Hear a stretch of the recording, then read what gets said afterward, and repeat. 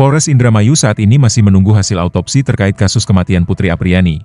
Wanita muda berusia 24 tahun yang ditemukan tewas di dalam kamar kosnya di Blok Ceblok, Desa Singajaya, Kecamatan dan Kabupaten Indramayu. Selain hasil autopsi, pihak kepolisian juga mengantisipasi hasil investigasi dari Pusat Laboratorium Forensik, Puslapfor, yang diharapkan dapat mengungkap bagaimana kejadian sebenarnya berlangsung. Kapolres Indramayu, AKBP Muhammad Fajar Gemilang, menyatakan bahwa hingga saat ini polisi masih memastikan apakah kebakaran yang menyebabkan kematian putri tersebut terjadi karena unsur kesengajaan atau tidak. Proses penyelidikan ini menjadi langkah awal untuk mengungkap kasus yang menggemparkan masyarakat sekitar. Dalam pengungkapan perkara, pihak kepolisian menerapkan metode penyelidikan kriminal berbasis ilmiah atau scientific investigation. Langkah pertama yang dilakukan adalah olah tempat kejadian perkara, TKP, dengan melibatkan tim Inafis dan Puslapfor, bertujuan untuk mengetahui penyebab kebakaran yang menewaskan Putri. Selain itu, polisi terus mengumpulkan barang bukti serta melakukan pemeriksaan terhadap saksi-saksi yang terkait dengan kejadian ini.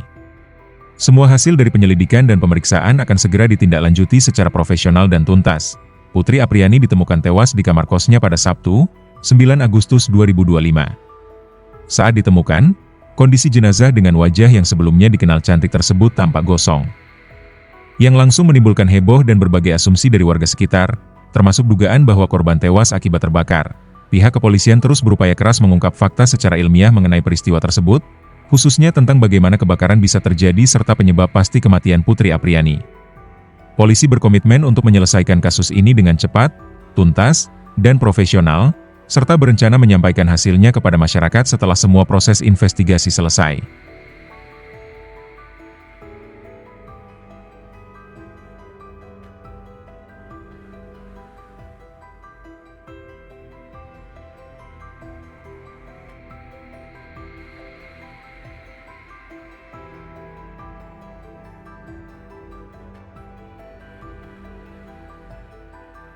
Terus hasil penyelidikan sementara dari peristiwa yang ada di Ceblok itu seperti apa, Pak? Baik, Assalamualaikum warahmatullahi wabarakatuh. Jadi, menyikapi terjadinya peristiwa kebakaran yang terjadi pada hari Sabtu 9 Agustus 2025 yang terjadi di salah satu kamar kos di Singajaya di Indramayu. Polisi telah mengambil langkah-langkah melakukan penyelidikan.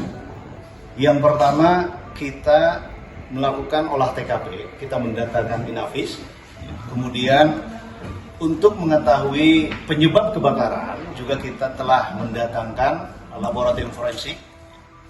Dan untuk mengetahui penyebab kenapa korban meninggal, itu kita juga telah melakukan otopsi. Saat ini kita telah melakukan penyelidikan secara scientific investigasi, memeriksa saksi-saksi, mengumpulkan bukti-bukti, dan insya Allah nanti dengan secara tuntas dan cepat, profesional kita akan sampaikan kepada warga masyarakat. Dari hasil otopsi, apa kesimpulannya, Bang? Kami masih menunggu hasil itu. Untuk penyelidikan selanjutnya, apakah pelaku sudah ada namanya atau gimana, Bang? Sampai saat ini kami masih memastikan dulu bahwa apakah kebakaran tersebut terjadi ada unsur kesengajaan atau tidak. Jadi kita harus membuktikan dulu penyebab kebakaran tersebut, sehingga kita memanggil, yang pertama kita olah TKP dari Inafis, kemudian laboratorium forensik juga, karena untuk mengetahui penyebab kebakaran. Kemudian juga kita untuk mengetahui penyebab korban tersebut meninggal karena apa, kita juga lakukan otopsi. Kita masih menunggu hasil otopsi dan laboratorium forensik. Nanti kita mengumpulkan alat bukti yang lain, saksi-saksi, pendalaman terhadap bukti-bukti yang ada di TKP, sehingga mudah-mudahan nanti hasilnya bisa kita tindak lanjuti dengan segera. Kejadian ini udah mengarah ke tindak pidana pembunuhan atau gimana kemudian? Untuk mengetahui bahwa ada tindak pidana atau tidak, itu kita terus lakukan penyelidikan secara scientific investigasi. Di antaranya yaitu tadi, dari mulai olah TKP, memeriksa. Kita masih mengumpulkan semua saksi-saksi. Bisa dijelaskan perasaan keluarga saat ini gimana, Pak, dengan adanya kejadian seperti ini, Pak? Ya, yang pasti sangat kehilangan, Pak. Karena anak yang dari kecil diasuh digedein, sudah gede diambil nyawanya secara tidak masuk akal, secara tidak logika gitu. Kayaknya bapak juga sama kalau ngalami kayak beginian Pak. Gimana perasaan orang tua kehilangan seorang anak Pak, dengan kematian yang sangat tragis dan tidak masuk akal gitu. Jadi saya minta tolong sama rekan-rekan media untuk mengawal kasus ini Pak, biar jelas, biar terang benderang kematiannya karena apa, faktor apa gitu. Itu aja Pak, minta tolong. Sekali lagi minta tolong Pak.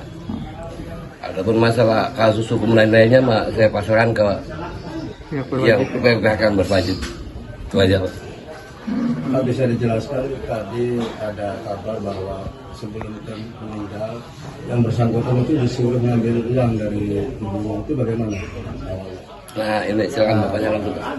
Itu ada apa ya, ibunya itu transfer ke rekening si Putri Apriani, terus dia suruh diambil lah gitu, karena mau digunakan untuk keperluan lah, untuk kade sawah.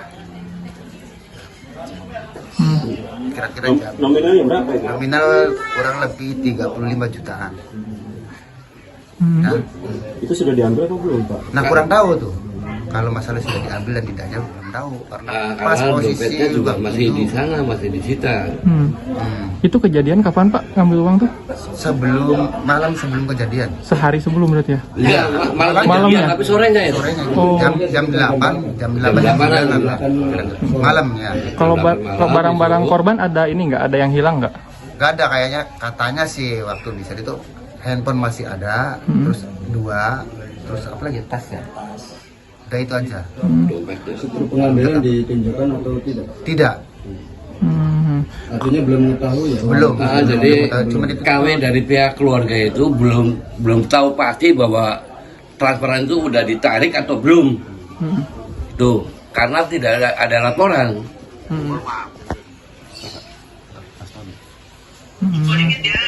Siap-siap ya. Iya. Download Tribun X sekarang, menghadirkan lokal menjadi Indonesia.